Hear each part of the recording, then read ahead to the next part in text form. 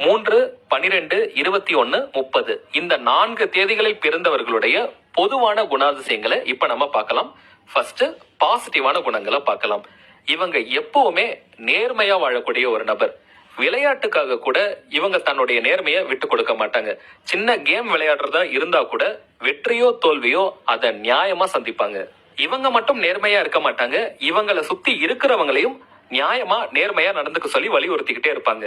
அடுத்ததா ஒரு பிளான்டு லைஃப இவங்க வாழ்வாங்க. தனக்காக ஒரு ஷெட்யூல் போட்டு வச்சுப்பாங்க.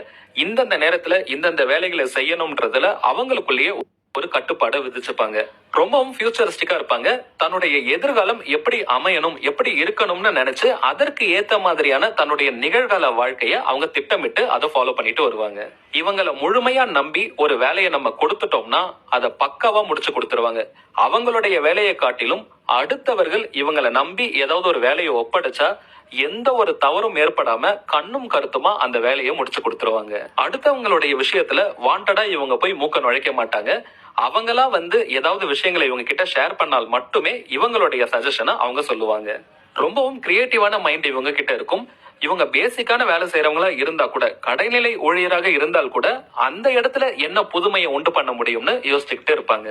அடுத்ததா இருக்கக்கூடிய ரொம்ப நல்ல பண்பு என்னன்னு பாத்தீங்கன்னா, தனக்கு தெரிஞ்ச எல்லா நல்ல விஷயங்களையும் எல்லார்கிட்டயுமே ஷேர் பண்ணிப்பாங்க.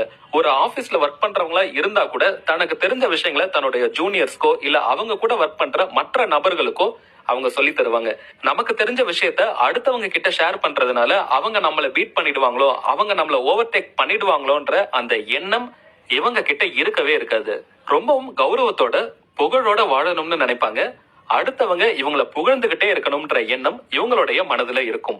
ஆனா இவர்கள் மற்ற யாரையுமே புகழ மாட்டாங்க. இந்த 3ஆம் ஆதிக்க எண் கொண்டவர்கள் எவ்வளவு படிச்சிருந்தாலும், உலக விஷயங்கள் எவ்வளவு தெரிஞ்சு வச்சிருந்தாலும் தன்னுடைய கல்ச்சரையும் பாரம்பரியத்தையும் ஒருபோதும் அவங்க விட்டு கொடுக்கவே மாட்டாங்க. எவ்வளவு அப்டேட்டடா அவங்க இருந்தாலும் கூட அந்த பாரம்பரியத்தை மெயின்டைன் பண்ணணும்னு நினைப்பாங்க. தன்னுடைய வருங்கால ஜெனரேஷனுக்கும் அதை சொல்லி கொடுப்பாங்க. தேவையான விஷயங்களுக்கு மட்டுமே இவங்க கோவப்படுவாங்க. நிறைய விஷயங்களை இவங்க விட்டு கொடுத்து போயிடுவாங்க.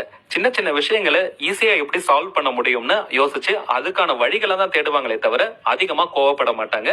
ரொம்ப பெரிய விஷயம், நியாயமான விஷயங்களுக்கு மட்டுமே இவங்க கோவப்படுவாங்க. இவங்க கிட்ட இருக்க நெகட்டிவான குணாதிசயங்கள் என்னன்னு பார்க்கலாம். பிறகு இவங்களுக்கு ஏற்படும் நெகட்டிவான விஷயங்கள் என்னன்றதையும் பார்க்கலாம். இவங்க மற்றவர்களை புகழவே மாட்டாங்க, யாரையுமே மோட்டிவேட் பண்ண மாட்டாங்க. தனக்கு தெரிஞ்ச நல்ல விஷயங்களை இவங்க ஷேர் பண்ணிக்கிட்டாலும் அடுத்தவங்களை இவங்க பாராட்ட மாட்டாங்க. இது முதல் விஷயம். ரெண்டாவதா, இவங்களுக்கு தெரிஞ்ச நல்ல விஷயங்களை அடுத்தவங்களுக்கு சொல்லி தருவாங்க. அதை கத்துக்கிட்டவங்க இவங்களையே ஏமாத்திடுவாங்க. இவங்களுக்கு நன்றியோட இருக்க மாட்டாங்க. மேலும் புகழ்ச்சிக்கு இவங்க ஈஸியா மயங்கிடுவாங்க. யாரு உண்மையிலேயே பாராட்டுறா, யாரு முகஸ்துதி பண்றான்றது இவங்களுக்கு தெரியாது. இவங்களால ஏதாவது ஒரு காரியம் சாதிக்கணும்னா 4 வார்த்தை இவங்களை பாராட்டிட்டாலே இவங்களுடைய மனம் குளிர்ந்துடும். சோ அந்த காரியத்தை அவங்க சாதிச்சுட்டு போயிடுவாங்க. இவங்க அடுத்தவங்களை தன்னுடைய கண்ட்ரோல்ல வச்சுக்கணும்னு நினைப்பாங்க. எந்த விஷயத்த செய்யறதா இருந்தாலும் இவங்க கிட்ட ஆலோசனை கேட்டுதான் செய்யணும்ன்ற அந்த எண்ணம் இவங்க கிட்ட இருக்கும். இவங்களுக்கு ஏதாவது உதவி தேவைப்பட்டா கூட இவங்களுடைய கௌரவத்தை விட்டுட்டு யாருக்கிட்டையுமே உதவி கேட்க மாட்டாங்க. இதன் காரணமா இவங்களுடைய வாழ்க்கையில சில பின்னடைவுகளை இவங்க சந்திப்பாங்க. இவங்களுக்கு அதிர்ஷ்டம் கொஞ்சம் குறைவா தான் இருக்கும்.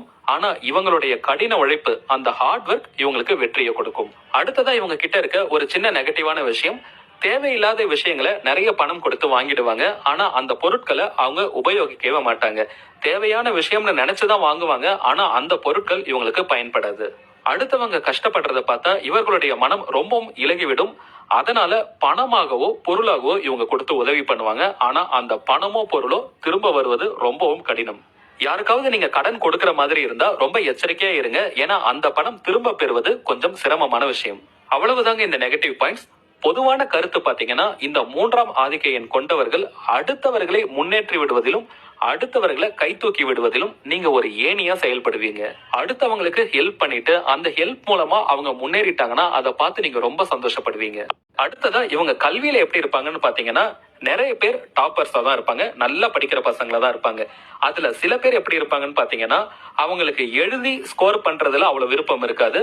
ஆனா அந்த கான்செப்ட நல்லா புரிஞ்சுப்பாங்க. மேக்ஸா இருக்கட்டும், சயின்ஸா இருக்கட்டும், அதுல இருக்க கான்செப்ட நல்லா புரிஞ்சுப்பாங்க. அது எக்ஸாம் பேப்பர்ல எழுதி மார்க்கா வருதான்றது அது 2வது விஷயம். ஆனா எல்லாத்துலயும் ஒரு நல்ல புரிதல் இருக்கும். ஸ்கூல்ல காலேஜஸ்ல நீங்க மார்க் சில பேர் கம்மியா வாங்கியிருந்தாலும் கூட நீங்க நல்ல உத்தியோகத்துல இருப்பீங்க. அந்த இடத்துல உங்களுடைய திறமையை நீங்க நல்லா காட்டுவீங்க. ஏன்னா உங்களுக்கு அந்த அளவுக்கு சப்ஜெக்ட் நாலேஜ் இருக்கும். குறிப்பா சில பேர்லாம் நிறைய லாங்குவேஜஸ் கத்துக்கணும்னு ஆசைப்படுவாங்க. நிறைய மொழிகளை தெரிஞ்சு வச்சுக்கணும்னு நினைப்பாங்க. புது புது கான்செப்ட தெரிஞ்சுக்கணும்னு ரொம்ப ஆர்வமா இருப்பாங்க. அடுத்ததா இவங்களுடைய தொழில் மற்றும் உத்தியோகம் எப்படி இருக்கும்னு பாத்தீங்கன்னா, ஒரு ஆபீஸ்ல இவங்க வேலை செய்யறவங்களா இருந்தாங்கன்னா பேசிக்கான வேலையில ஜாயின் பண்ணி இருந்தாலும் கூட கொஞ்ச நாள்லயே இவங்களுக்கு நல்ல அப்ரைசலும் ஒரு நல்ல பதவியும் கிடைக்கும். கௌரவ பதவிகள் இவங்களை தேடி வரும்.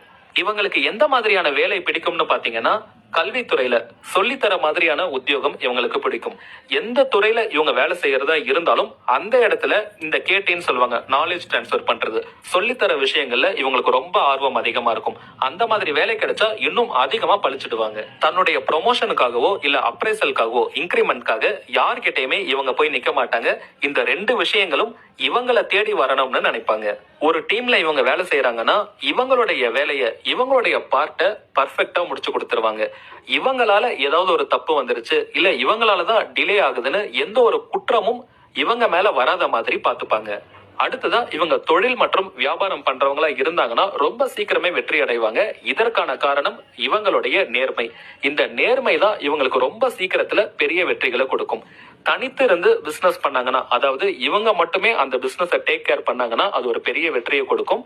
அப்படி இல்லைன்னா இவங்களுடைய கணவன் இல்லைன்னா மனைவி இல்லைன்னா பசங்களோட சேர்ந்து ஏதாவது பிசினஸ், அப்படி இல்லைன்னா இவங்க கூட பிறந்தவங்க, இந்த கூட்டணியை தவிர இவங்க வெளியாளோட சேர்ந்து பிசினஸ் பண்ணா அந்த இடத்துல சின்ன சின்ன பிரச்சனைகள் வரும். ஏன்னா இவங்களுடைய நீதியும் நேர்மையும் அடுத்தவங்களுக்கு ஒரு சின்ன வெறுப்பை கொண்டு வரும். உங்களுடைய பொருளாதாரம் எப்படி இருக்கும்னு பாத்தீங்கன்னா, வாழ்க்கையில நீங்க அடுத்தடுத்த ஸ்டேஜ் போய்கிட்டு இருக்கும் போது உங்களுடைய பொருளாதாரமும் உங்களோட சேர்ந்து வளர்ந்து கொண்டே போகும். அடுத்ததை நம்ம பார்க்க போறது உடல்நிலை. இந்த உடல்நிலை எப்படி இருக்கும்னு பாத்தீங்கன்னா, பனிக்காலம் உங்களுக்கு ஒத்துக்கவே ஒத்துக்காது. கோல்டு கிளைமேட்ல ரொம்ப சீக்கிரமா நீங்க அஃபெக்ட் ஆகிடுவீங்க.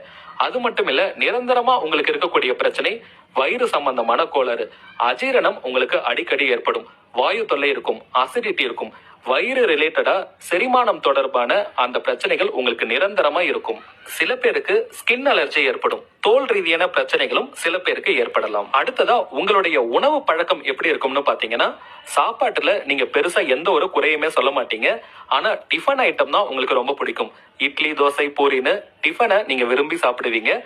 ஸ்நாக்ஸ் ஐட்டம் உங்களுக்கு ரொம்ப பிடிக்கும். சாப்பாடு கொஞ்சம் கம்மியா தான் சாப்பிடுவீங்க. அடுத்ததா குடும்ப வாழ்க்கை எப்படி இருக்கும்னு பாத்தீங்கன்னா, காதல் விஷயத்துல உங்களுக்கு நிறைய பிரச்சனைகள் வந்துகிட்டே இருக்கும். காதல் கை கூடுறதுல ரொம்ப போராட்டமா இருக்கும்.